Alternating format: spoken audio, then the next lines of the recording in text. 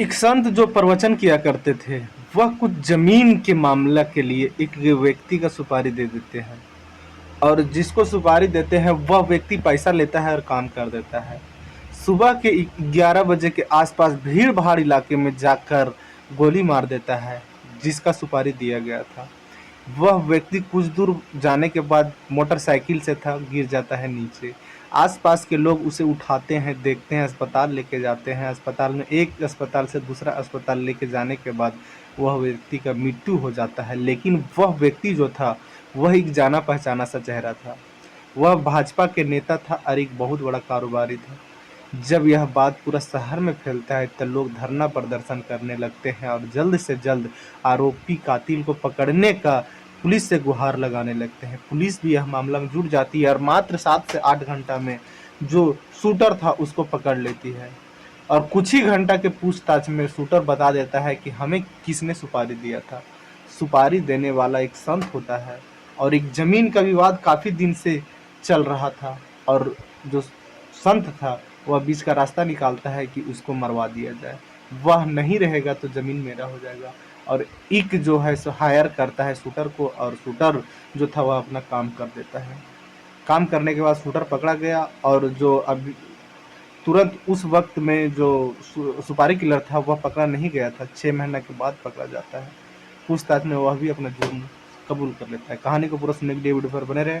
हाँ तो नमस्कार, आप देख रहे हैं द रियल क्राइम और मैं आपके साथ रंजीत साहू। राजस्थान के चित्तौड़गढ़ 11 मई 2025 का दिन है। सुबह के करीबन 11 साढ़े 11 बजे के आसपास एक सीसीटीवी कैमरा में कुछ फुटेज कैद होता है। साढ़े 11 बजे के आसपास एक भीड़ भाड़ इलाका था। वहाँ एक स्कूटी गुजर रहा था और एक और मोटरसाइकिल बाइक ही गुजर रहा था। एक व्यक्ति एक बाइक के पास रुकता है और कुछ सेकंड के लिए रुकता है और फिर वहां से निकल जाता है।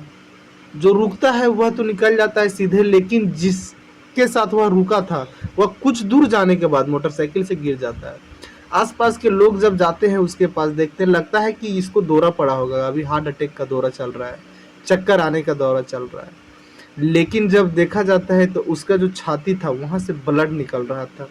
लोग को फिर यह शंका होता है कि इसको कुछ लगा है, या तो गोली लगा है या चाकू लगा है। चाकू तो लगा नहीं था, चाकू लगता तो इसमें छीना झपटी होता, लेकिन गोली ही लगा था। फिर तुरंत ही एम्बुलेंस का फोन किया जाता है। एम्बुलेंस आती है, उसे हॉस्पिटल लेके जाया जाता है वह व्यक्ति को, और जो पुलिस थी उसको खबर किया जाता है कि यहाँ इस तरह का मामला हो गया है। हॉस्पिटल लेके जाया जाता है वह व्यक्ति को, लेकिन हॉस्पिटल में वह अपना दम तोड़ देता है। जो व्यक्ति को गोली लगा था उसका नाम था रमेश इनानी। यह बहुत बड़ा कारोबारी था और बीजेपी का एक लीडर भी था। यह जाना पहचाना चेहरा था। जिस वक्त लोग इसे उठा रहे थे उसमें 10 में से 7-8 लोग इसे पहचान ही लिए थे। यह बात जो है वह आग की तरह पूरे शहर में फैल जाता है। कई लोग सड़क पे उतरते हैं, धरना प्रदर्शन, और जो कातिल है उसे जल्द से जल्द पकड़ने की गुहार लगाते हैं और जो इसमें इन्वॉल्व है सभी को पकड़ने के लोग गुहार लगाते हैं। पुलिस भी तुरंत एक्टिव होती है और जो शूटर था उसे पकड़ने में जुट जाती है। जहां शूटर गोली मारा था वहां पुलिस पहुंचती है और वहां देखती है कि जहां गोली मारा गया था वहां कई सारा सीसीटीवी कैमरा लगा हुआ था, लेकिन एक दूर का सीसीटीवी कैमरा वह चेहरा को कैद की थी। लेकिन जो शूटर था वह हेलमेट पहना हुआ था, इसीलिए उसका जो फेस था वह पूरा नहीं दिख पाता है, पूरा क्लियर नहीं हो पाया था फेस। पुलिस जो थी वह जहां जहां तक बाइक जा रहा था वहां वहां पे सीसीटीवी कैमरा खंगालने का फैसला करती है और वह व्यक्ति जहां जहां तक गया वहां वहां तक पुलिस सीसीटीवी कैमरा खंगालती है। वह व्यक्ति जो था वह शराब के एक ठेके के पास रुकता है, वहां पर भी सीसीटीवी कैमरा लगा हुआ था। वह व्यक्ति पूरा निश्चिंत होकर अपना हेलमेट उतारता है, वहां जाता है, एक बोतल शराब लेता है, उसके बाद वहां से कहीं और के लिए निकल जाता है। लेकिन वहां के सीसीटीवी कैमरा में वह व्यक्ति साफ दिखाई दे चुका था, उसका चेहरा भी साफ दिखाई दे रहा था। पुलिस चेहरा निकाल ली थी, अब वह व्यक्ति को पकड़ना था। मात्र 7 से 8 घंटा के अंदर वह व्यक्ति को पकड़ लिया जाता है, उसे पकड़ के थाना लाया जाता है। वहां जब उससे पूछताछ किया जाता है तो वह व्यक्ति जो बताता है, वह व्यक्ति का नाम मनीष दुबे होता है और वह बनारस के रहने वाला होता है। अब यह मामला जो है वह चित्तौड़गढ़ का है, लेकिन जो शूटर है वह बनारस के। यह कैसे? जब उससे पूछताछ किया जाता है तब वह एक नाम लेता है, भजना राम। भजनाराम जो है वह एक पुजारी किस्म के व्यक्ति हैं। यह एक संगठन से भी जुड़े हुए व्यक्ति हैं। सुपारी इसी ने दिया था। और यह जो बनारस के मनीष दुबे थे वह यही इसी तरह के शूटर का काम किया करते थे। और जो सुपारी दिया गया था तो आके मनीष दुबे अपना काम कर देते हैं।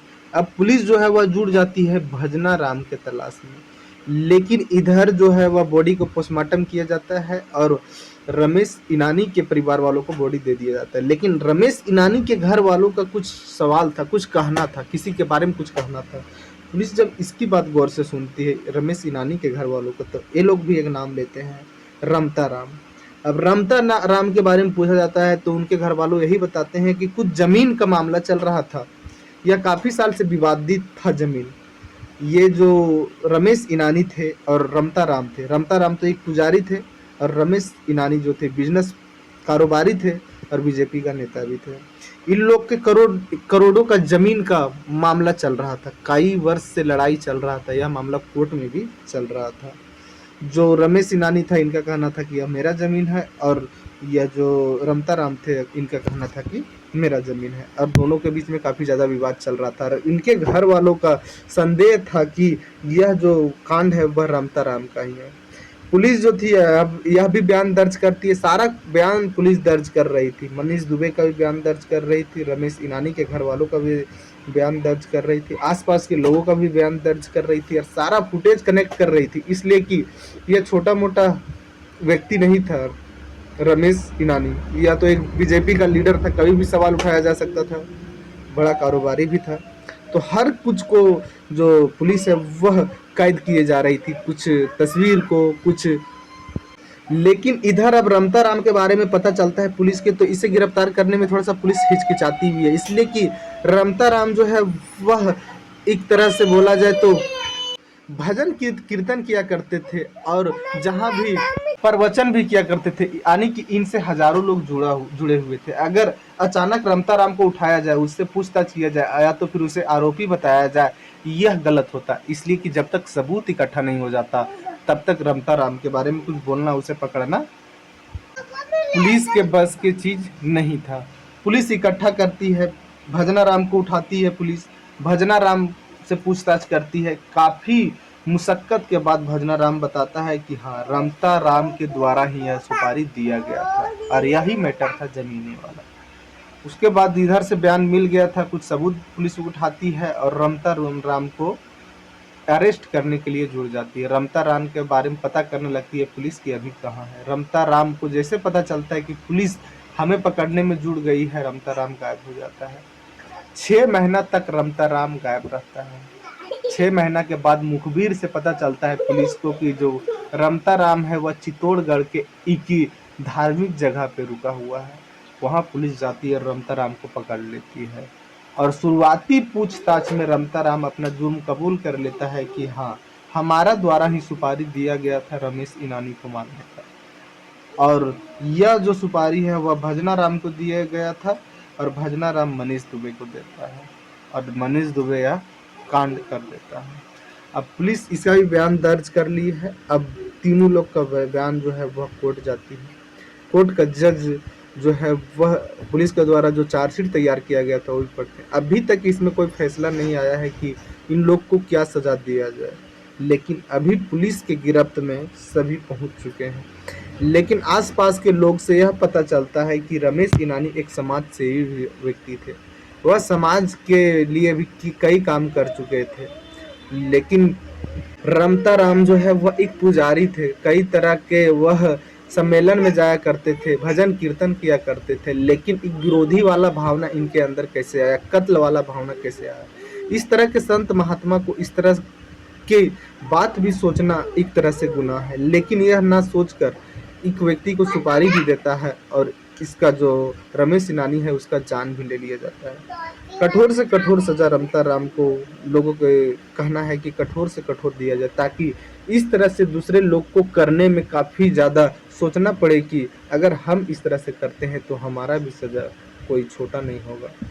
और रमता राम को काफ़ी बड़ा सजा पुलिस भी बोली है कि दिलवाया जाएगा, इसलिए कि एक धार्मिक संगठन चलाया करते थे। पूजा पाठ किया करते थे, प्रवचन किया करते थे, इस तरह के भावना रखना एक पुजारी के लिए उचित नहीं है। अब रमता राम और भजना राम और मनीष दुबे के लिए क्या सज़ा आती है, सज़ा का इंतज़ार है। अगर सज़ा आता है तो अगला अपडेट वीडियो में आपको अपडेट के माध्यम से दिया जाएगा। इस कहानी में इतना ही। जय हिंद, जय भारत।